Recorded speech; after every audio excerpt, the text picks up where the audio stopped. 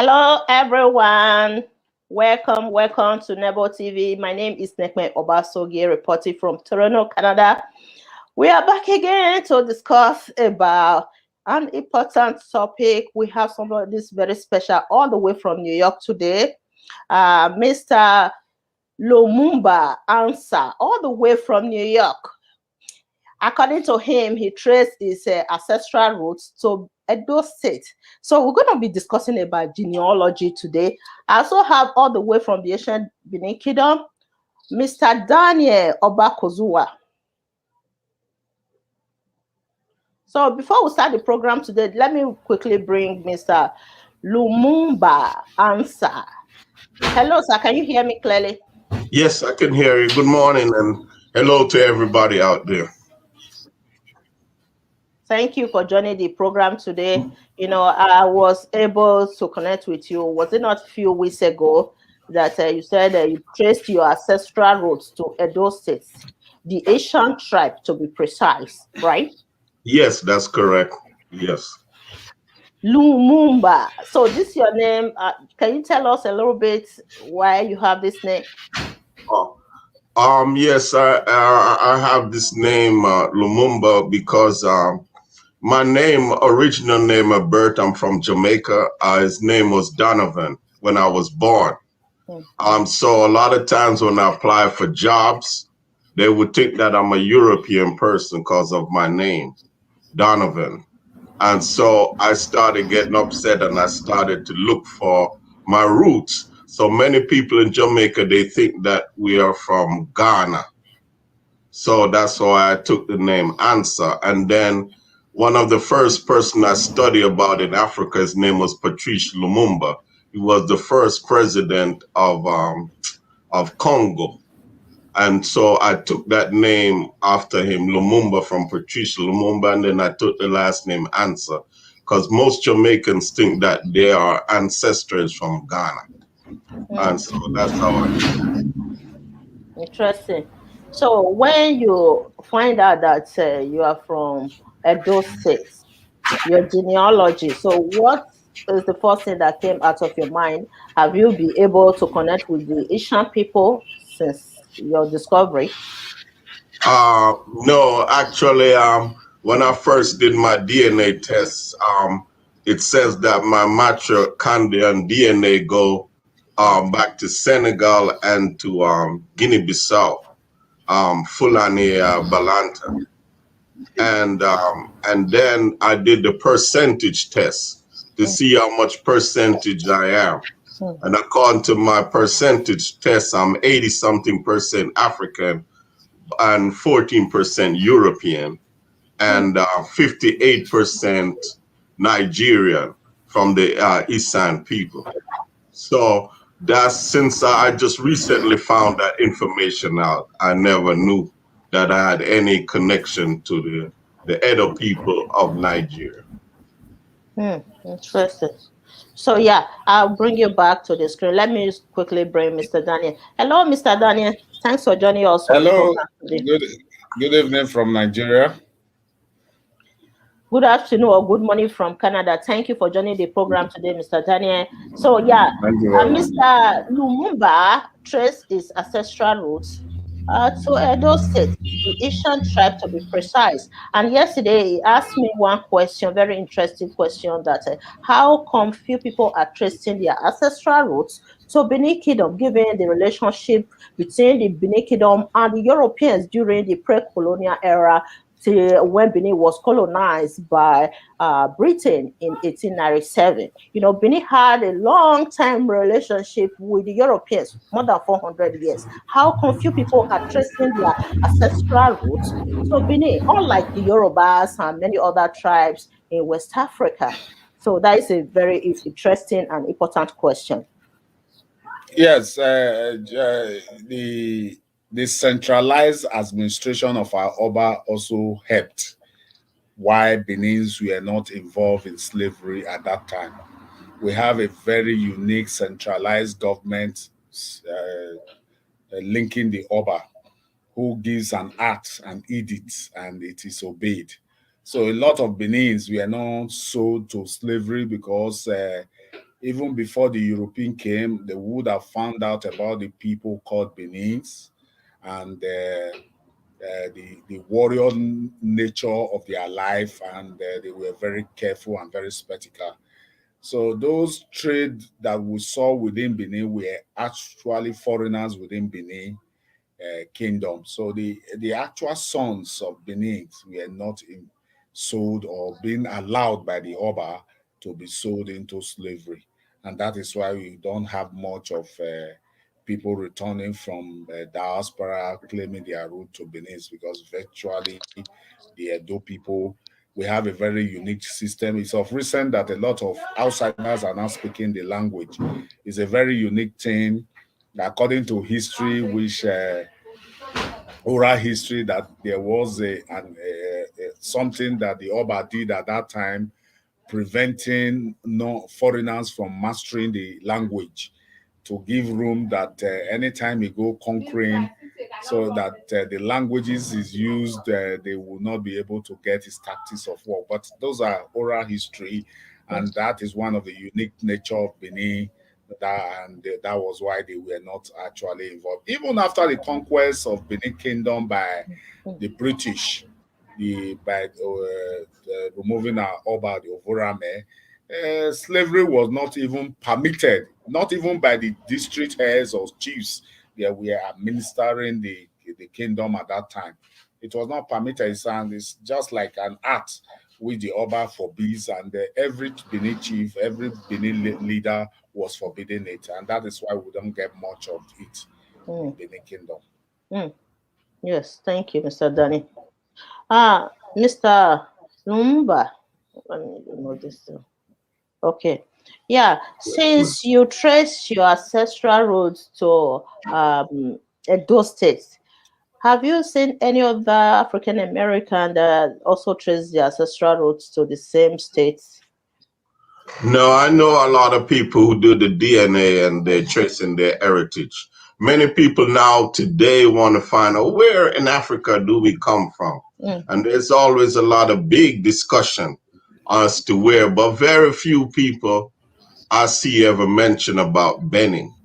Over here we thought that only people from Haiti came from Dan and Homie, that Benin, but nobody never really said that they're Benin from Nigeria.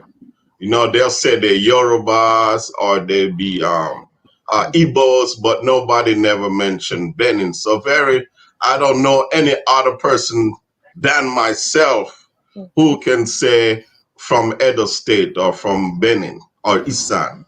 I don't know of anybody else. mm. I've been watching the Naba TV, and that's how I came across trying to find people who belong to the Edo people. Thank you. You emailed me. You actually emailed me. Yes, Yeah. I emailed you. Yes, because I'm trying to learn my roots. I'm Yes, trying to connect with the people from Benin, from the Edo State. from Edo State. Thank you. Thank you so much. Yeah, Yeah. well, I, Mr. Lumumba, it will be a pleasure one of these days when you come visiting. It's a lovely people. They have a very unique custom and tradition within there are more you can get, and maybe you will love the people when, since you have not traced your genealogy to them.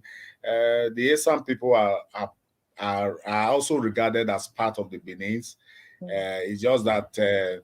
Back to the oral history that that something was done those days, prevent, if you are leaving the kingdom, you forget how to speak the language, and that was how their Edo was not corrupted, where you now see the eastern land speaking very similar to Benin, according to the oral history, because they were even close to us.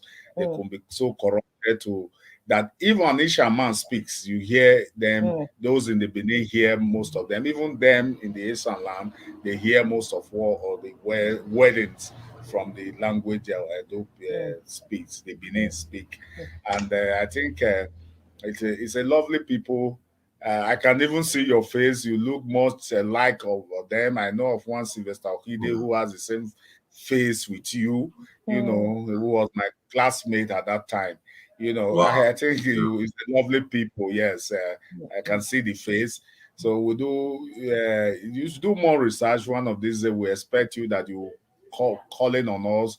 You want to visit your people. Who assist you and see that you Yeah. come and see the land of which you have traced your genealogy to. Mm. Interesting. Yes. Yes, Benin were not involved in it, and I think it is good enough to say that the Oba, the centralized system linking the Oba whose acts are respected. That was why most of those Benins or even the Benins were not part of it. Even in the trade deals, it was mostly done by the Yorubas, and they were afraid of the Benins because they know they are warriors, the city of blood. So a lot of things happen, and it just then at that time, according to what my father would say, that the fear of the Benins were the beginning of wisdom for any kingdom within or outside. Okay, Yeah. let's say So let's go you are to welcome, my brother. Yeah. let's go to let's Tracing your genealogy to this part of the okay, world. let's look at the Isha land at that time. What Mm. happened? You understand? Because it traced its ancestral road to the Isha Yeah, land. Sparrow Yeah. too. So, because during the Well, slave trade, the Asian people were already existing. Because according to the history of Benin, it was during the reign of Oba Ewari the first that reigned between 1440 to 1473 that the Asian people migrated out of Benin. You understand, to a neighboring villages that is now known as Isha land. That is what they said according to history. Let's just assume that during the slave trade or during the Europeans, the first coming of the Europeans, that the Asian people have already migrated out of Benin. So, what happened between the Asian people and the Europeans at that time? Is there any relationship between them?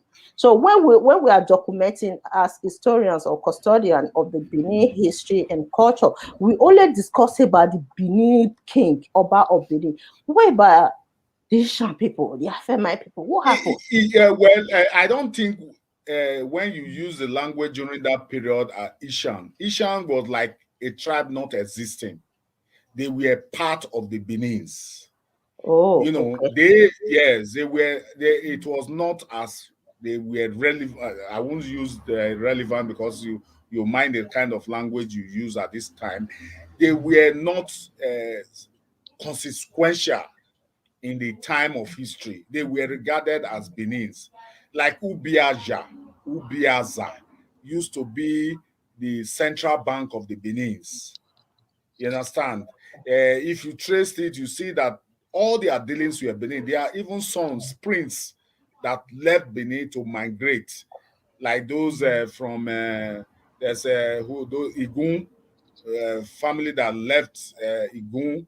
They still trace their route to Igun Street as the bronze makers. They settled in that place, but they still have the control of the Oba at that time.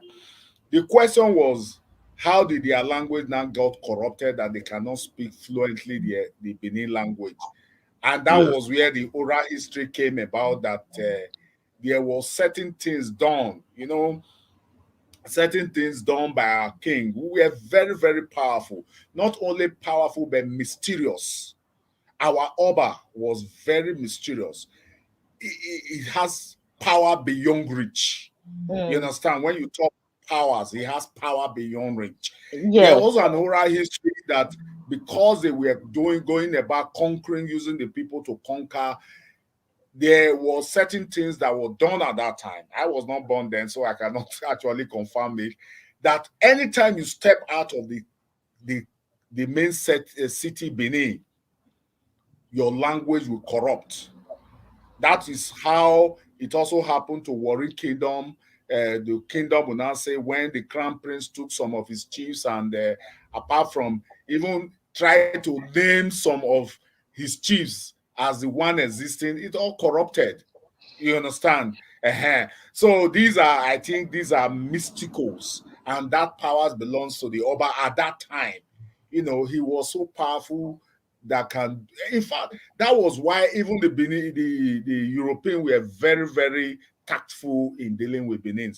Even after the conquest of Oba Ovorame, they were still very tactful. They would have, because the agitation was there by Obaseki to be made an Oba, they would have gladly used their forces to do it, but they could not until Eweka II took over the throne. So you can see that our people, more especially the rulership, the Edo, the Oba, centered on the Oba, has been a very determining factor of all these. You know, when you look at the dethronement of Oba Ovorame during the British and Benin War, let's say British punitive expedition, because it was not a war, it was a punitive expedition. So at that time, you know, there are many other kingdoms in West Africa that the British people did the same thing to. It was very easy for them to conquer those kingdoms, very easy. They just go there and remove the king. But when it comes to Benin, you know what happened to them? It was not easy at all. It was not easy. And they couldn't find the Oba. They didn't capture the Oba. They didn't capture our Oba. You understand? They didn't capture him. I'm not just saying it because I'm a citizen of those states. So the Europeans themselves at that time wrote books based on this story that the Oba was not captured. The Oba volunteered to show up because they were killing the people. He said, "No, stop killing my people. This is me." You understand? This is me. So that's what happened. It was not easy for them. I wish the Oba decided not to show up. They would have not been able to come see the Oba. You understand? They would have just been there for years. But the Oba, because of the love he had for his people, decided to show up so that the British people would stop chasing and killing the innocent Benin citizens. So that's what happened at that time. Benin Kingdom was at that time was referred to as the capital city of West Africa. And the king of Benin, I'm saying this, I'm not the person saying it. There's a video that was documented by a British journalist in the 60s when he came to interview Oba Akenzwa II. He said it categorically that Benin King was the most powerful in West Africa at that time, in pre-colonial era. You understand? Benin King was the most powerful. I don't like to reference books or documentaries by the Benin people. I reference those that were written, books that were written by the Europeans themselves, you know. So they said it that the Benin King was the most powerful. It was not easy for them to conquer Benin Kingdom. And they lost many of their troops at that time as well. We have Asoro who was there, who killed many European troops at that time. You know, Ologbosere as well. Ologbosere was the coup priest that led the coup that killed Captain Phillips. You know that Captain Phillips and his entourage were killed by Ologbosere. It was not easy for them to conquer Benin, unlike other nations in West Africa. I'm saying this. If anybody doubts me, read books that were written by the Europeans themselves. The British people themselves. It was not easy for them. Yeah, okay. Yeah, I can see from what you said that Benin Kingdom had a strong monarch. Yeah. What we, the people over here, learn about slavery is that many people always argue about, did Africans sell their own people? Or, you know, and to make Africans look like they're worse than a dog, you know, like that sell their own people. But they don't understand that there were punitive wars and there were people who were captured as political prisoners. And then those were sold. But in a centralized government, you do not have people with selling slaves, because the Europeans, they took advantage of the people in the periphery who did not have centralized governments. And those were the people they targeted, because they could not target a strong king, a monarch, or a centralized government, because he had control over the people, over his entire kingdom, and he had warriors to protect them. Could you explain about that, Mr. Daniel? Mr. Daniel, there's a question for you. That what? I didn't get that part. Okay. Yeah, could you explain that for the African American people, they always ask the question, did Africans sell their own people into slavery? And also, can you explain about a centralized government that prohibits the taking of slaves from their kingdom? So that's the two-part question. Yes. There's an issue among the European writers who generalized their write-up. Don't forget that these same European people were saying at that time that African lives on tree until some of them Yes. start coming and discover that we have mambos, Yeah. houses built with coral beads, houses built with cowries. You understand? But the generalized issue was that all Africans were living on trees. You understand? With the exception of what they generalize, like the Yorubas, we know some of those in the Riverina area, they were merchants of slaves selling their own people. And that was why we said that in the kingdom of Benin, the Benin's were so fearful that you don't dare touch their own because you are bringing war to your side. So the Oba, who was our centralized government head, prohibits and do not permit such trade of slavery, not even among his people. He trains his people for as a warrior. You understand? There's a age grade. That is where you see a language, it says, Oba, the man for the Oba. Oba, the woman for the Oba. It gets to that age grade where your service can be required by the Oba at a particular time. Yes. And it's for service. So he never, the laws that are respected, even upon our customs and tradition, must come from the Oba. When the Oba speaks, it is final. Families may have their own decision, but when the Oba speaks on that matter, it is final.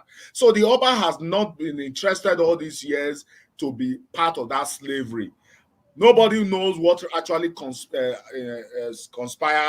or happened that led to the conquest of Oba Vurame. But a lot of historians have come out that the Oba was not even in support of their trade treaty.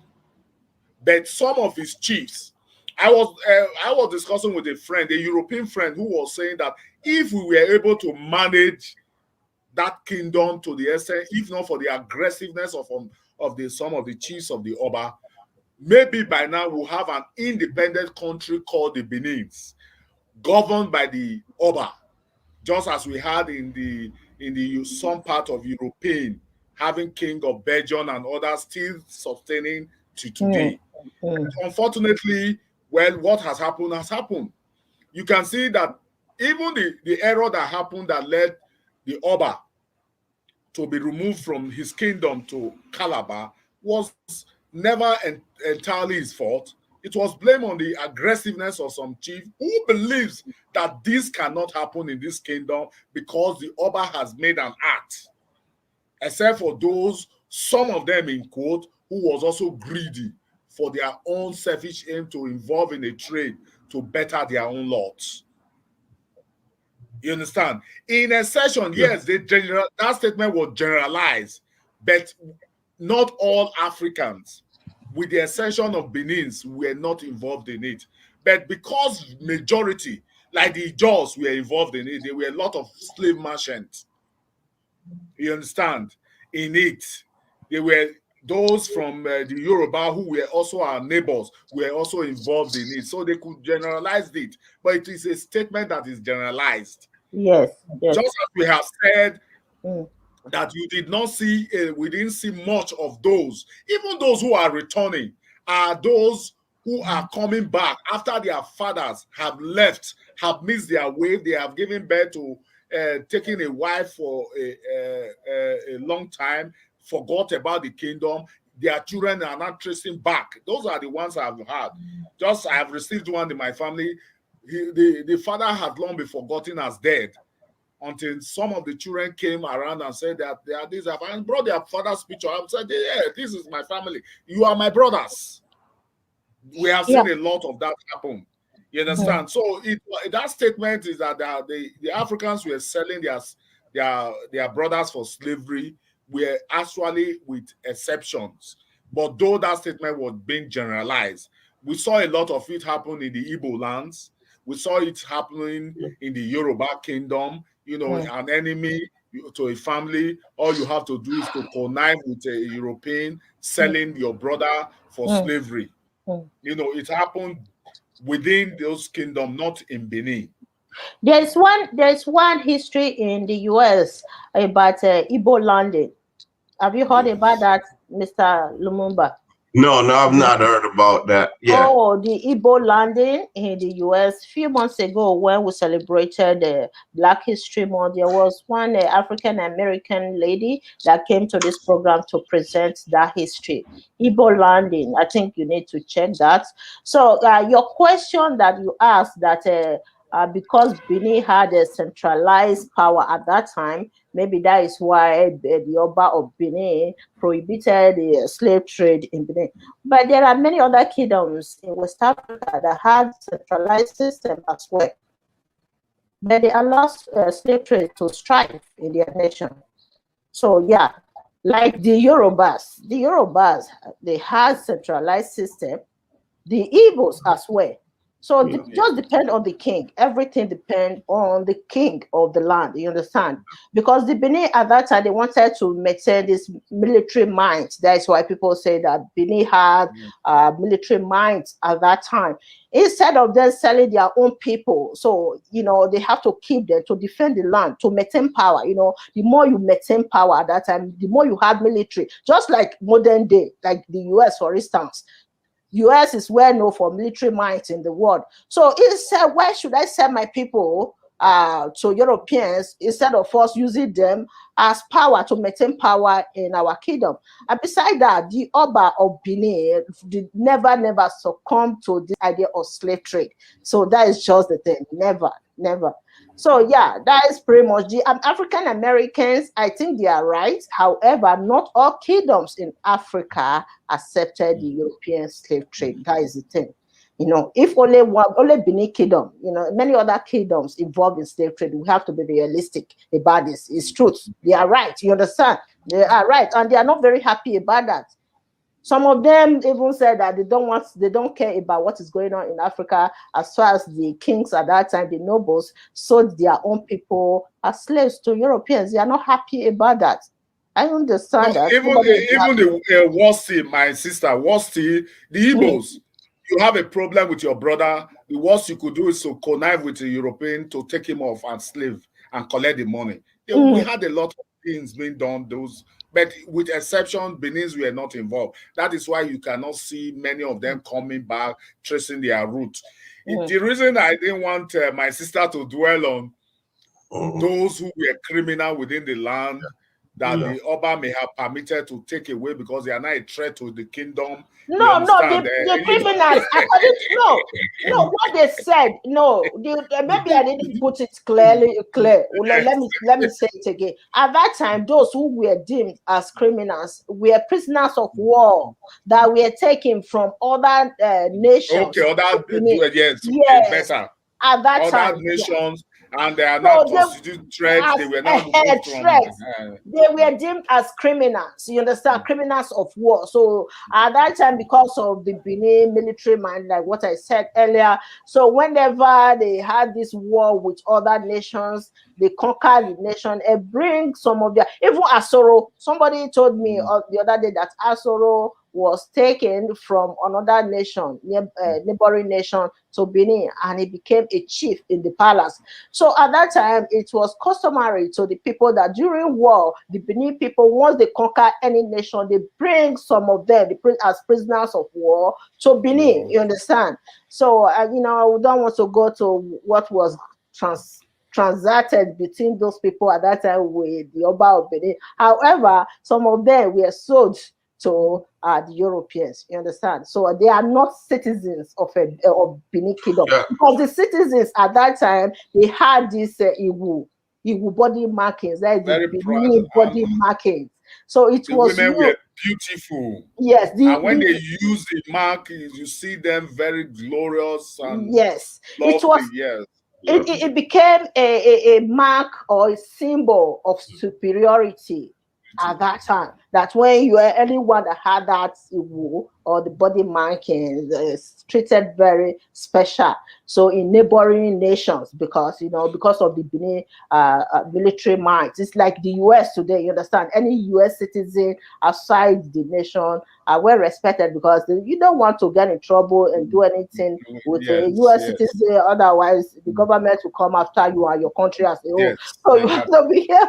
Yeah, that is the And same thing that happened and at that that, time. yeah, that is a replica of what Benin Kingdom So was at that time. represents at that time. Yes, at that time, because you cannot dare them without facing the consequences of war Yes. taking Mm, over your kingdom. But there's mm. one thing that I felt work for disadvantage of the Benins. When I was reading a lot of histories about the Benin, I discovered that the people, apart from those who they felt they can use and bring into the city, the capital city, they send a leader to them, leaving them to all continue their speaking their languages. So that is why, to me, Benin did not go expand very well. To the essence of even in the north, we had some conquests in the north. And that was why you see most of those kingdoms tracing their leadership to the Benin kingdom rather than the people, except for few exceptional cases, like our neighboring Ishan land. All others were we were discussing about Lagos, that yes, the Benin took over Lagos, but they were indigenous of Lagos before the Benin came, and the Benin people did not destroy them, they left them there. No, the Benin people didn't have any disputes Yes, or conflict with like Lagos. Onitsha trace their leadership, their rulership to Benin. But the people, not all the people in Onitsha can trace their street history to Benin.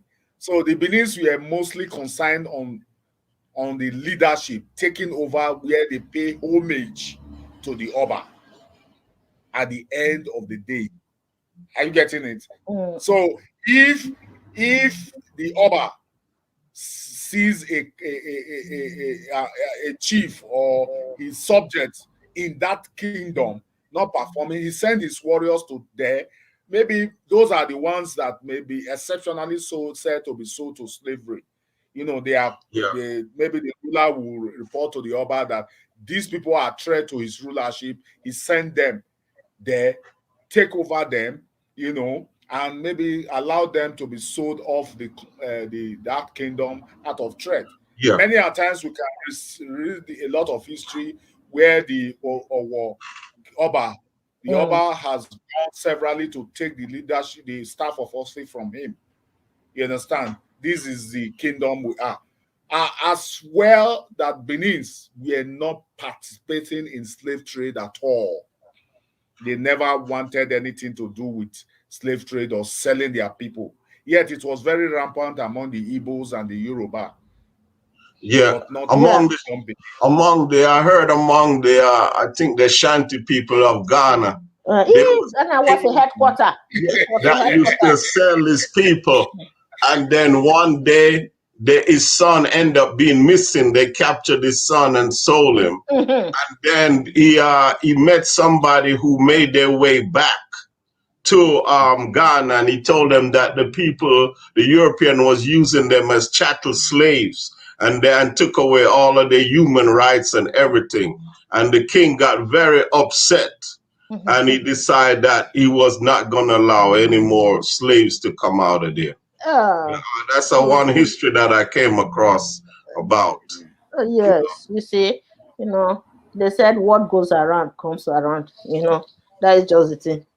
So that is pretty much the history, brief history. If you want to know more about the relationship between the Europeans and Benin Kingdom, what transpired between 1400 to 1897 when Benin was colonized, up to when Nigeria gained independence from the British colonial rule. I think my book covers this area. You can read my book, and it's going to be available probably next month. Yeah, I have a lot in that book. I've done a lot of research what happened at that time. So yes, thank you, Mr. Lumumba. answer. So if you have any other question, just throw it to Mr. Daniel because he's ready to answer your question. I just got one last question before we go. I just wanted if you could shine a little bit of light on what caused the Isan people to migrate from where they were to set up Isan land. Just what was the reason? Like we hear about the reason about the conflict between Oduduwa and his brother and how the Oni Ife all that came about. But no, we don't have time for that. But just how the Isan people left Benin. and migrated. That's what I wanted to know. Good Okay, question. some Good people question. are part, just as I said earlier, they are part of the kingdom of Benin. Even their landmass belong to the Benins. Just as I mentioned before that Ubiaja, the one called Ubiaja was called Ubiaza. Yeah. It was where the central bank of the Oba was. That is, yes, a house built with cowries where the Oba kept the wealth of the kingdom there. So they were part of this kingdom. Virtually some of them, like I'm trying to recall these people from who migrated from Igun Street in Benin and settled in that place. There are some warriors of which the Oba will use, and returning from the war, maybe the warrior is so weak and cannot move further. The Oba will now say, okay, you stay here and be, you understand? So the Esan people are actually part of the Benins. It's just that when you look at the corruption of the language, their language looks similar to that of the Benins. The corruption is what marvels a lot of people, and that goes back to the oral history. What we were told that the Oba did something very mystic.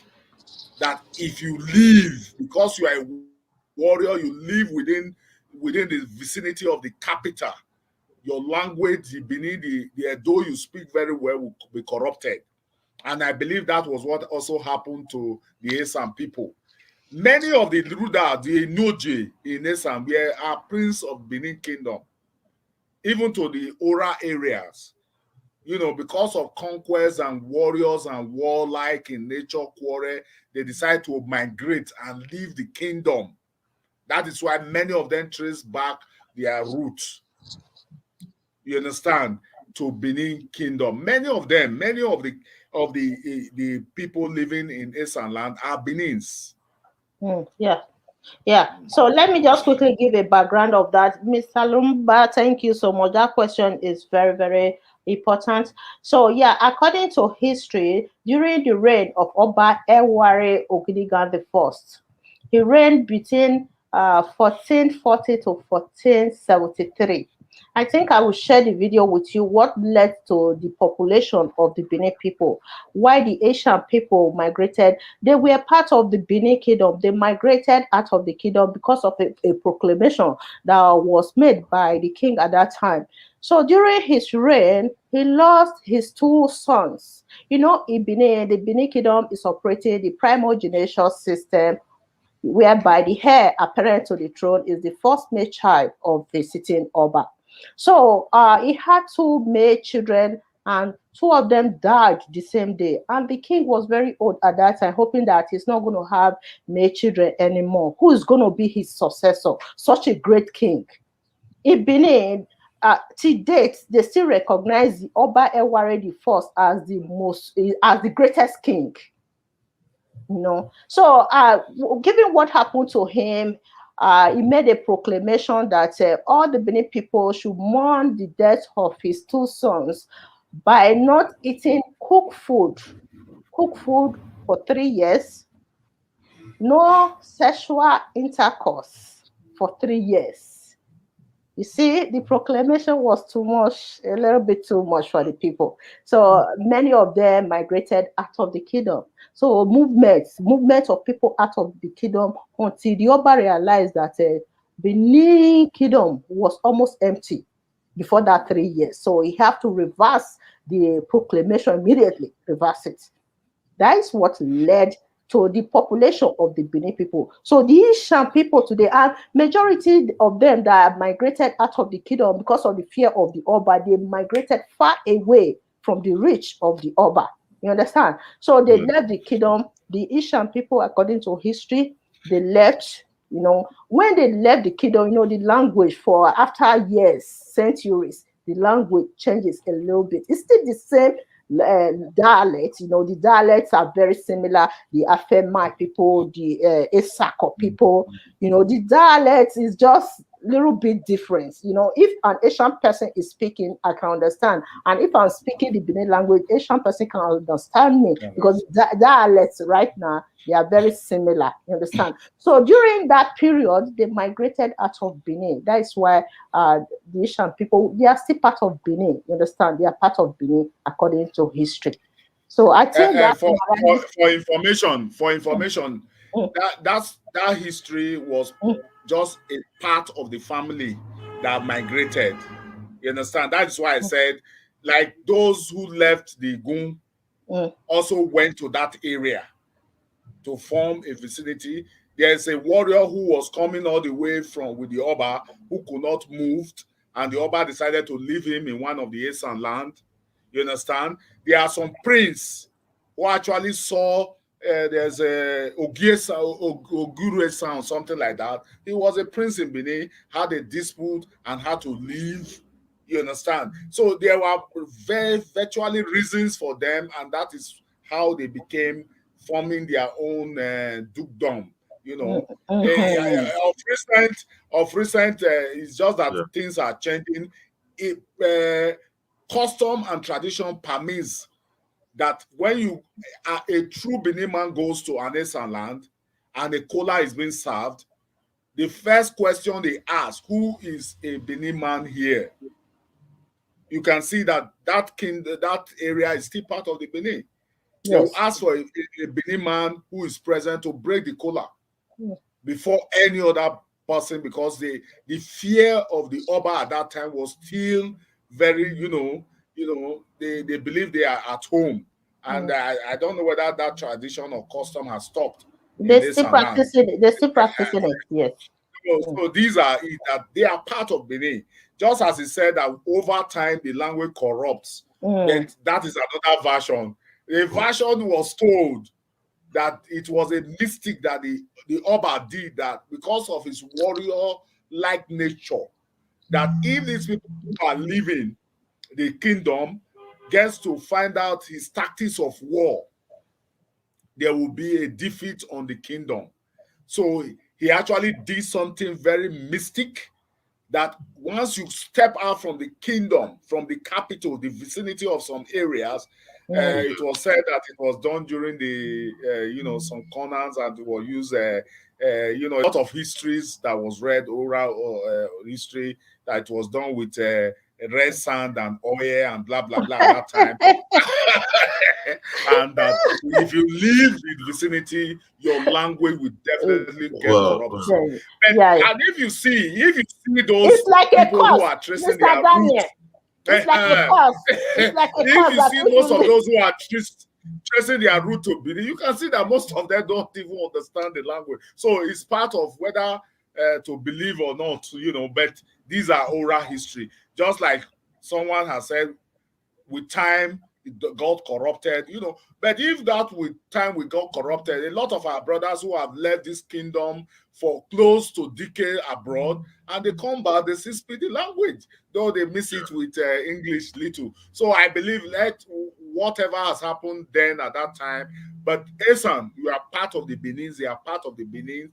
There is no Noje that is to be elected without the consent of the Oba, approval of the Oba, up to this day. They are traditional rulers. They have different traditional rulers in the Asian land, unlike the Benin kingdom. In the Benin, we have only the Oba. So, and the dukedoms. The dukedoms are still under the Oba, you understand? But in the Asian land, they have their own different traditional rulers in the Asian land. However, according to history, like what we just stipulated, the Asian people migrated out of Benin at that time of Oba Yes. Eware Ogunigani first. Oba Eware Ogunigani Part first of them. is the And let's get one yardstick. Is the point of yardstick to point of mention. formation. Uh, Point Go of ahead. information, madam. Mm, That was part of those who migrated. It is for us to do a history check on where they migrated to. Did they go to Urumi? Did they go to, you understand, to settle down? Because virtually, if you look at the history of the Asian, there are some princes who migrated to a particular place and become the Enoje at that place. There are mm, some warriors who the Oba left in a particular place and they became the Enoje. You know, just like I brought the history of the Igun people migrating to certain part of the eastern land, and there they are still. Though most of them are trading. There's one of the Enoja I'm trying to recall now who told the people that they are from Igun how they mm, migrated. They have their history. All of them in Esa land knew where they migrated from, which part from Benin. You mm, understand? So it is not virtually because of the edit of the Oba Y the first. Those were some of the parts. There's a like Iso family today in Benin Kingdom. The Oba gave a particular area to Iso family, and which mm, is called Evohe. But there was an edit at that time that in that play area, it is forbidden to use crayfish to cook and one other item. A lot of people saw how will you prevent people from using they happen to be one of the spread family in Benin today. You see them virtually say it's a family here. It's so, and they still speak and greet the same way. mm, They like mm, they are mm. everywhere in and anytime I come to meet them, I still tell them that yes, the reason the history is before us, how the Oba gave that place to us, it was even during this Oba Ewaye the first. He gave that to stay, so mobile to stay, and because of some edits created at that time, many of them left.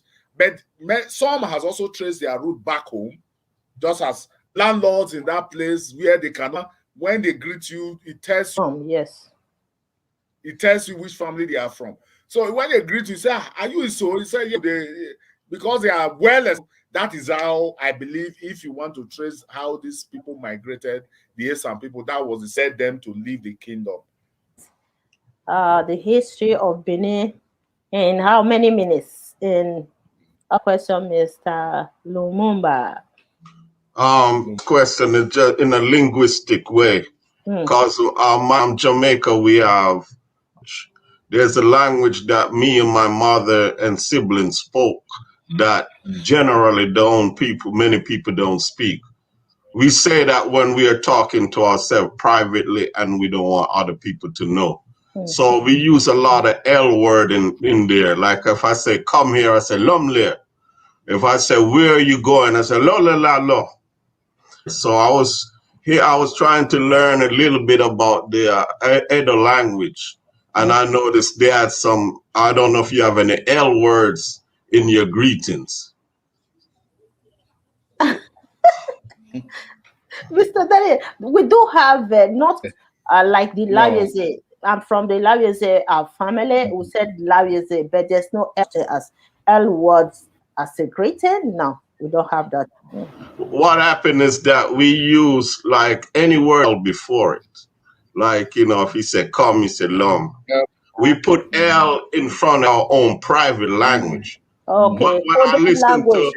Yeah, but when I listen to the tonation of the language and the melody of the language and the rhythm of the language, it sounds similar to the Edo people's language. Because the Ashanti people have a sing-song language. It's a sing-song, and then the other people, the Yoruba, have a different tonation. So I find that the tonation of our private language, not to go into the detail of it, it sounds similar to the Edo language. Yes, in every language there must be L word. Yeah, there must be L word. In Benin, we have a lot of L words that start with L. You understand? Yeah, but the language that you are talking about is like a coded language, just to communicate and differentiate yourself. During some private discussion. But yeah, we have a lot of L words, but when it comes to language, I think, like what I said before, every language I think has a L word, depend on what you are referring to. You understand? Yeah, like what I'm referring to, like you said, among the Isan people, if they talk, you can understand them. Like 60% of their language, when they speak it, you can understand. And when you speak, they can understand. So there must be some commonalities within the language itself that allow you to understand what they're saying when they're speaking Isan and you're speaking Edo. Yes, it's That's what I'm trying to. Yeah, similarities. Yes, there's there's a similarities. lot of Yes. similarities. Yes, we can understand each other. Yeah, we can understand. Yeah, yeah. And That's most of so them much. still retain their family greetings in Eastern land. Many of them still retain their family greetings from Benin, from the Ezomas family and others in Eastern land. And though they speak Ishan, but when they greet, you know that which family they actually Yeah. migrated from. Yeah. Yes, next time we will go ahead and discuss about another topic again. The Benin history is very broad, very broad. We can elaborate on it and focus on one particular question. Then we do the analysis. I can also play some videos as well from our previous documentaries. If not because of this COVID, I visit Nigeria at least twice in a year. Because of COVID, since last year, I've not been visiting Africa. So yeah, next time we'll include some documentaries. I have some documentaries that were even recorded in the palace, the Benin Palace, a few years ago when I visited. And you are welcome back to Edo State. Thank you. We hope to see you one of these days coming to Yes. go into that area, part of that area, and see things for yourself. They are lovely people. We are lovely people. We are not harmful, though we have some security challenge of recent, which we know that it will soon go by. Yeah, Okay. the security issues in Nigeria is a national issue in Nigeria right now. So I think things are getting better now, unlike before. So things are getting better. And we would love to receive you in Benin one of these days, right? Are you planning to visit soon? Yes, I would love to. Once you send me an invitation, I'm ready to go. You need Once, invitation to No, visit yes, you plan. You don't need invitation. Just plan it, and bro, I I want you gotta to go take your time in somewhere. planning it. I need somewhere to go. I don't like staying in a hotel. I've been traveling to Africa, and I don't want to go back as a foreigner. I like to go back as a prodigal son. You Okay. know. Yeah. In that Yes, case, when you are ready, I want when you are ready, you let us know. It's not something we discuss online now because this is a viewer something for security reasons. When you are Yeah. fully ready, you let us know so that we also plan it with you and see how long you want to stay. It's something we are going to arrange when you are ready. Okay. yeah, in that case, you have to visit families, not just only one family. You have to visit many families and just see how they are living their daily lives, right? That's what you want Yes. to capture. Yeah, you can Yes. do that. You can do that. Travel Yes. or villages, just see their lifestyles, right? Yes. Yes. Lifestyles. Thank Exactly. you. Thank you. Thank you. This is so Yes. nice. So nice. You're welcome. Mr. Daniel, thank you so much. Okay. Thank you all who are watching right now. If today is your first time of visiting this channel, please consider subscribing and thank you. There are a lot of comments here. People left a lot of comments. Thank you, Bright. Bright, thank you so much. I saw your comments. Thank you, everyone. So bye for now. See you guys next time. Okay. Peace.